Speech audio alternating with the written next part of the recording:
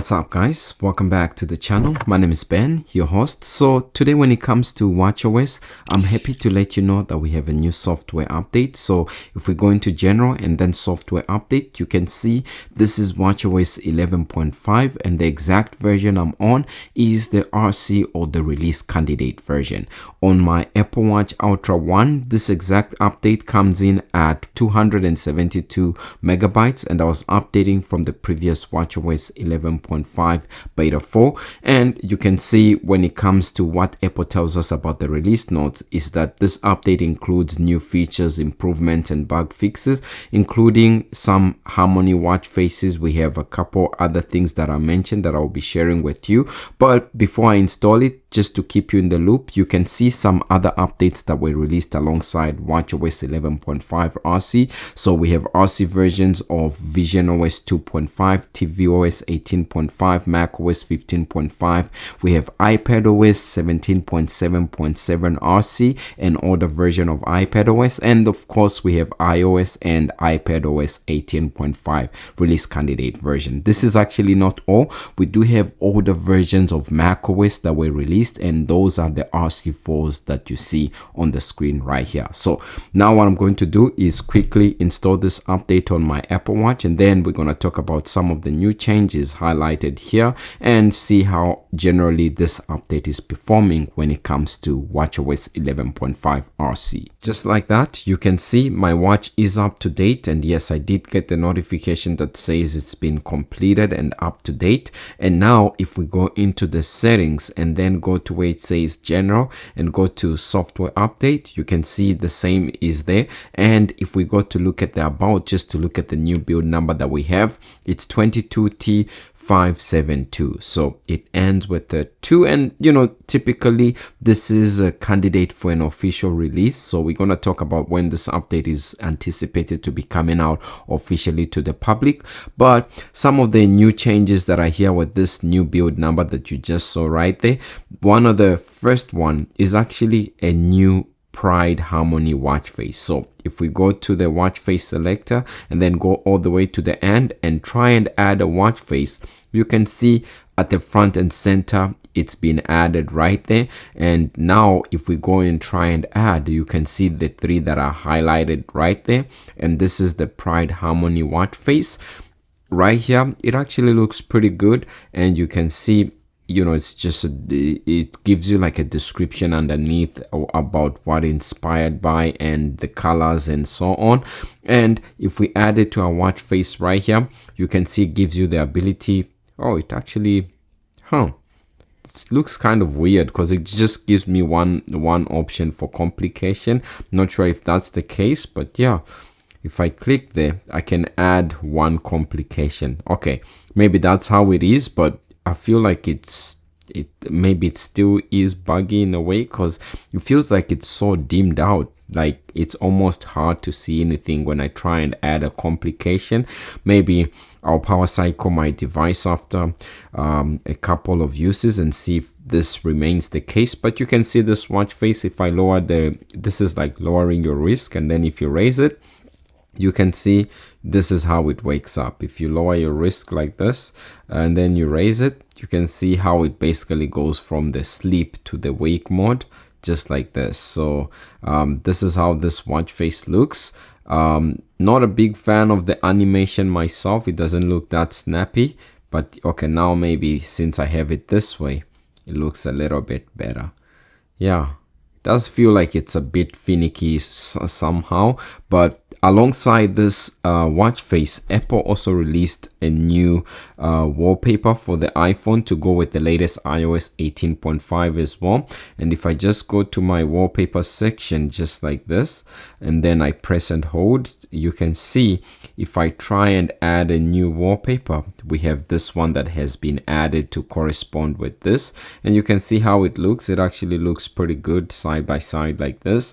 And now if I was to swipe up or go back basically to the notifications, you can see how it looks on the iPhone. I feel like, yeah, the iPhone is much better than what we have on the Apple Watch. The animation is good, and this is actually not all that Apple released today. If you go to the store app on the store here, and then you actually search for this watch band, you actually see that there's a new Pride Edition sport band that has been added, and you can see the colors of it. And yes, this is supposed to go with this new watch face and the new wallpaper. And you can see if you have like maybe the Apple Watch Series 10, how it would look with this new band, and with the watch face and band, this is how it's supposed to look. It looks pretty unique, I guess. And yeah, you can see how much it costs right now. It's about 59 Canadian dollars right now where I'm at. Kind of expensive, but yeah, this is something that has been added. Now, another thing that has been added is the ability to buy with Apple Watch. That's now available when purchasing content with the Apple TV app on a third-party device. So now if you have, like, for example, an Apple TV, and thanks to the continuity that Apple is trying to add right here, and you see something that you want to purchase and you are using the Apple TV, now you can actually continue the purchase on your Apple Watch by, confirming. Usually it's double pressing the side button right there, and it will ask you to confirm the purchase if you have your Apple Watch.